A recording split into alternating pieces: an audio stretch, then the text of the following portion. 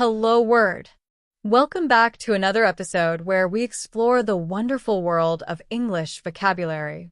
I'm your host, Alex, and today's word is cotton. Cotton is a B1 level noun meaning soft plant fiber for cloth. So, what exactly is cotton? Well, it's that fluffy, white stuff that comes from cotton plants and is used to make all sorts of fabrics. Think of your favorite t-shirt, your cozy socks, or even your softest towels. Chances are they're made of cotton.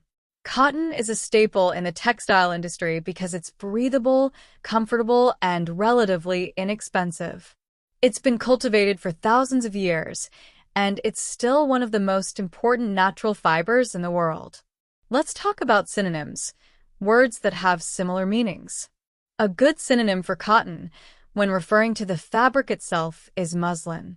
You might hear someone say, "This shirt is made of muslin. It's so light and airy," very similar to saying, "This shirt is made of cotton. It's so light and airy."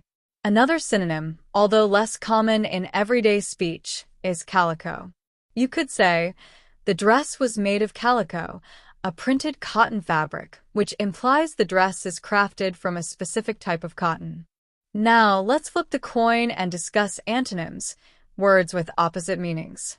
It's a little tricky to find a direct antonym for cotton because it's a specific material. However, we can think about materials that are different from cotton in their properties and origins. One such antonym could be synthetic. Synthetic fibers like polyester or nylon are manufactured from chemicals, unlike cotton, which is a natural plant fiber. For example, this jacket is made of synthetic material, not cotton, emphasizes the difference in composition. Another antonym could be wool. Wool comes from sheep and has a different texture and warmth compared to cotton. The sweater is made of wool, which is much warmer than cotton, highlights the contrasting properties. You could also consider silk as an antonym. Silk is a luxurious fabric produced by silkworms, and it has a smooth, shiny texture that differs significantly from cotton's soft, matte finish. The scarf was made of silk, not cotton, so it feels much smoother. Let's delve into how we can use cotton in everyday conversations. You might say, "I need to buy some cotton balls to remove my makeup." Or, "This cotton shirt is perfect for a hot day." You could also use it in expressions like, "She wrapped the wound in cotton bandages." Or, "The farmer harvested the cotton crop." Here are a few more example sentences to solidify your understanding.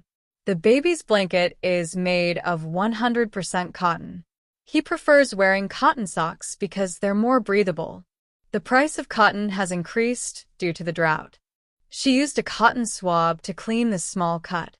The cotton industry is a major employer in that region.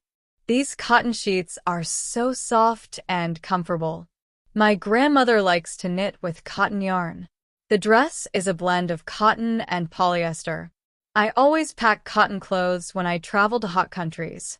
The furniture is covered in a cotton fabric.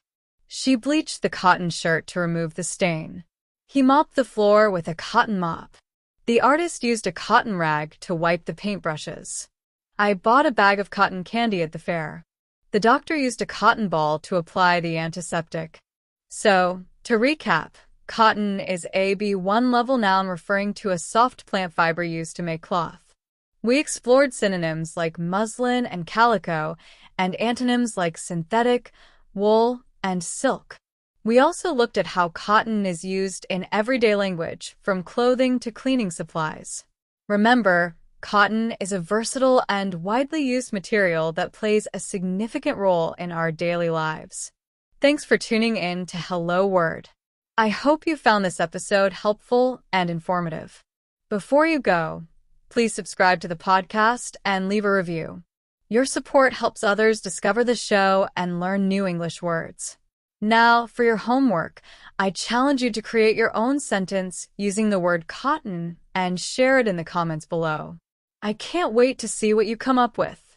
Until next time, keep learning and keep exploring the wonderful world of words.